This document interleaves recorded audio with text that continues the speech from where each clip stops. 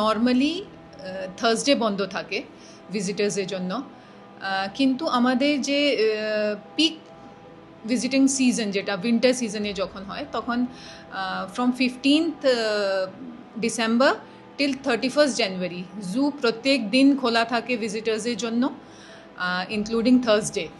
তো সেটা আমরা আমাদের সাইটে প্রত্যেক বছরই এটাকে আপডেট করি, কেন কি এই পিরিয়ডে আমাদের খুব ভালো ফুটফল হয়।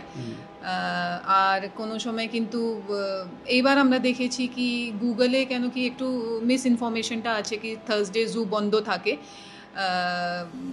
আর এই পিরিয়ডের জন্য সেম ইনফরমেশন থেকে গেছে বলে হতে পারে কি কিছু লোকজন মিসগাইড হয়ে জু আসতে পারেনি বৃহস্পতিবার।